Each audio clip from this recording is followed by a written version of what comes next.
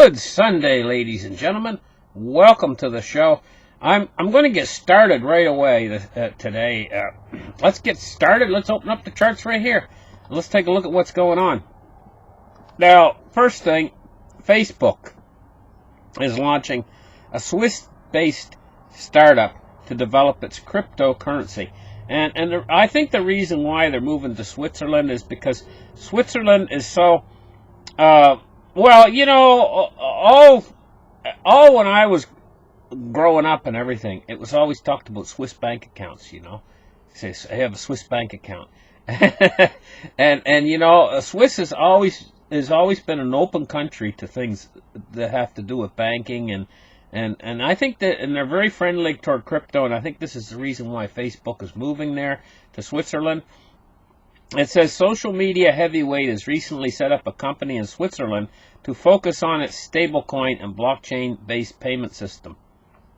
Citing a Swiss news website, the Reuters is reporting that Mark Zuckerberg's social media is choosing the local jurisdiction for making its plans regarding its U.S. peg coin to come true.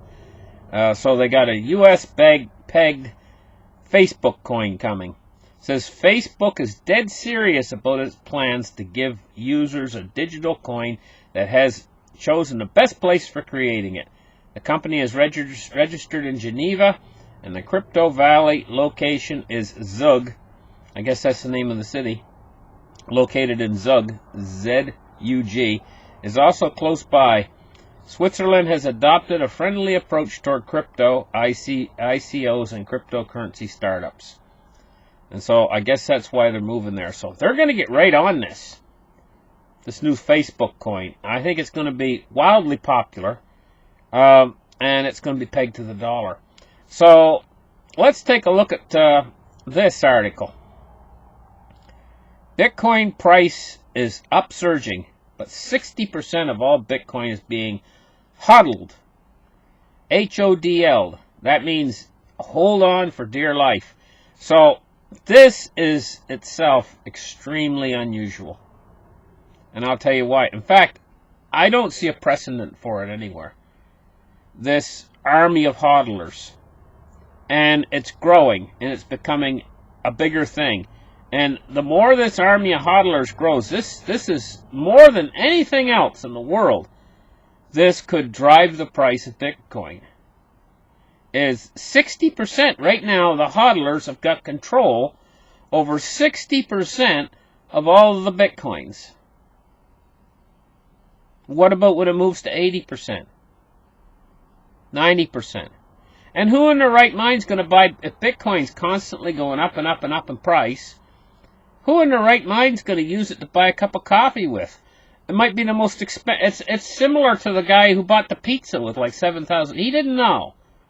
He didn't know. He bought a pizza with like 7,000 Bitcoins. He didn't know. Right? There wasn't any word of hodling back then. Now a hodler army is growing. It's consumed 60% of all the Bitcoins, and it's growing. It's growing. This is going to be the main driver of the future, because they're not going to let go. Those hodlers, doesn't matter if the Bitcoin price falls, they're going to hang on. They're hanging on for dear life. They're holding most of the Bitcoins back, waiting for higher prices, and the higher prices will come, because as the hodler army grows, so is the amount of Bitcoins being taken off the market. With a hard limit of 21 million, this can go really seriously.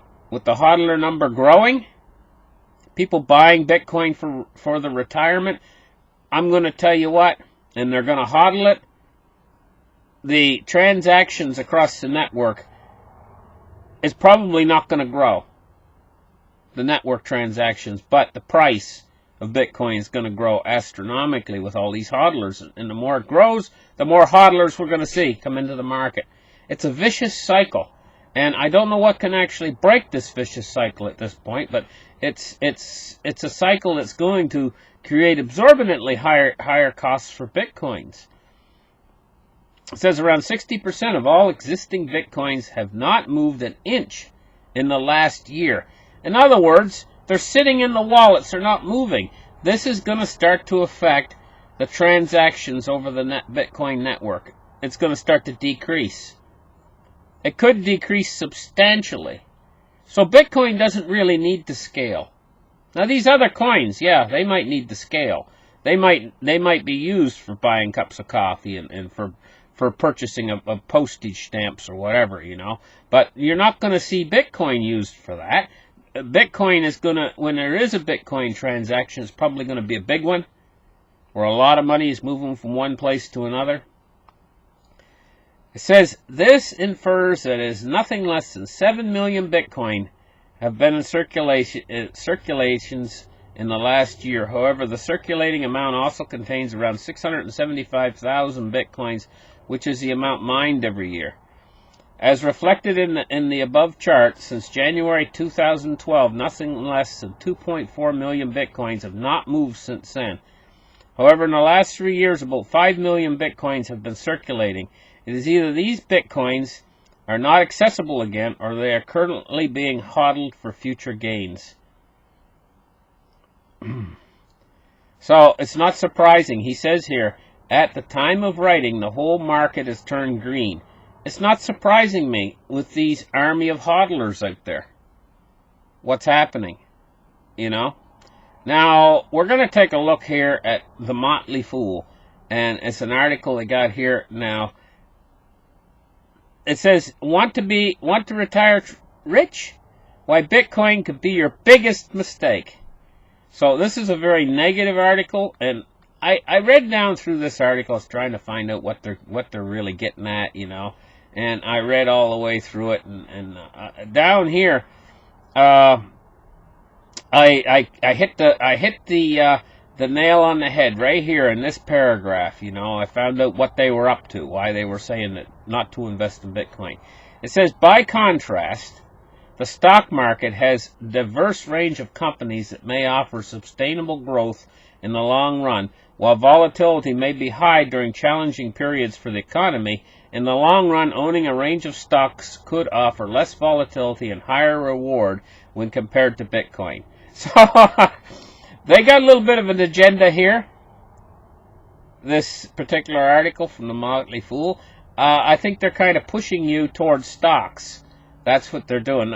Maybe not even kind of pushing you towards stocks. I think that they are. See, they say here, therefore, investors who are looking to buy an asset today with the view of delivering sustainable growth over the long run may find that Bitcoin offers an uncertain long-term outlook. Well, I'll tell you what. I happen to disagree with this article, and I disagree with them completely when their idea is to invest in the stock market. It says, in the long run, owning a range of stocks could offer less volatility and higher reward when compared to Bitcoin. We'll see, won't we? We'll see, won't we? Listen, thank you guys for listening to this market report. And, let's take a look at cryptocurrency market capitalizations before we go. We're seeing everything going up today. You know? And we're seeing a 7,911. Well, let me refresh the chart here. 7,900. It was 7,911. Now it's 7,930 price for Bitcoin.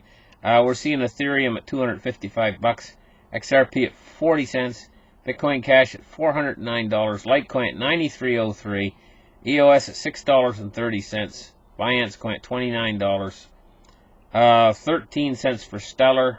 8 cents for Cardano, 2.8 cents for Tron, and Monero is 86.56, and Dash is 153.34. And, you know, this is the hottest place right now. Right now, right this minute. In fact, for the last month or so, this is the hottest place to have your money, really.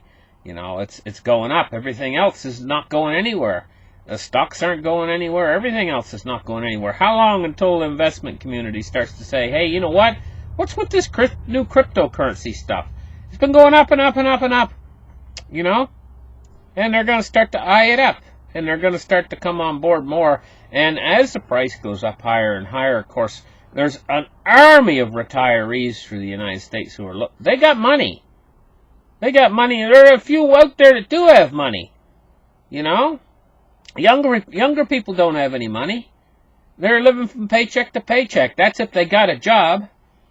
But there's an army of retirees out there, and you know, it just takes one retiree in the community. You know, maybe he's your next door neighbor. He buys Bitcoin now.